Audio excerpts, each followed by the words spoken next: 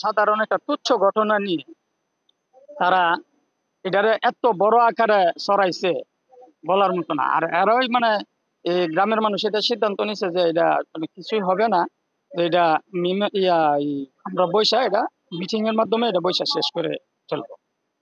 তখন আমরা শনিবার দিন, সোমবারে হারা ডেট দিছে, শনিবার দিন আমরা বাজারে গেছি, আমরা বাজারের ব্যবসায়ী, ওরা মানে এই রাত্রে গোপন মিটিং কইরা পরিকল্পিত ভাবে এরার হাতে মানে 2টা 3টা কইরা ফল রান্ধা নিয়ে অতর্কিত ভাবে হামলা করে আমাদের একজন লোক মাইরা লাইছে আর 15 জন হাসপাতালে। আমরা তো ভাই পরিকল্পনা নাই, আমরা ব্যবসায়ী। আমার ভাই মনে করে স্থায়ী কোম্পানির 2টা ভাই আজরের জোড়ার মতন বাজারে গেছে, একটা ভাই অর্থ করছে তাকে তাহলে গাড়ি দিয়ে গেছে, তারা নির্মূল বেড়াতে পদ দিয়েছে। আমরা জানি না, আমরা ব্যবসায়ী মানুষ, সবাই আমরা ব্যবসায়ী, যা আছে গেছে আর গিয়া এই পরিকল্পনা করে আফসর এই যে গ্যাস সত্যি আরো অনেকে এই মনে করে লাঠি কি কইতাম ফল বললাম এই যে চাইনিজ নিয়ে মনে করেন মানুষের কোনো চেহারা না লিওপের চেহারা নিয়ে সেটা দাওয়া ফালদা করে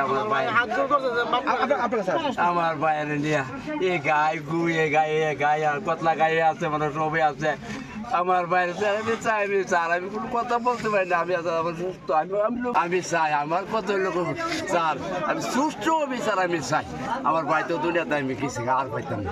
আমার ভাই যাতে হত্যার বিচার আমি আর ফাঁসি চাই, এ কলম করার। আপনার নাম কি? আমার নাম মোহাম্মদ। কয়েকজন ব্যবসায়ী আছে, শুধু ব্যবসায়ী হয়ে গেছে, যাওয়ার পরে হেরা ফল কুচ লইয়া হেরা গেছে নির্মাণ ভাবে আমরা আমার গোষ্ঠীর মানুষের কয়েকজন ফালে একেবারে সুরমার করলে 10-15 জন ইয়াতে আছে। চলমান আছে আমার যে আয়ু আছে, উনি চেষ্টা করতেছে আসামি ধরার জন্য, উনি ওনার মতো 6-7 চেষ্টা করতেছে ধরার জন্য। আমার বলছে মুজাহিদ তুমি সুষ্ঠু বিচার পাইবা। আর আমি বলছি স্যার আমার শুধু একটাই, আমার যে বাইরে হত্যা করছে এই হত্যা যে আসামিগুলো আপনি তাড়াতাড়ি করে ধরার পরে সুষ্ঠু একটা বিচারের আওতাধীন আনেন। হ্যাঁ, আমার দাবি এটাই যে আমার বাইরে যারা নৃশংস বাজারে একলা পায়া এই দাও দিয়ে কুবাইয়া বলুন দিয়া এই গায়ে মারছে, আমি ওদের ফাঁসি চাই।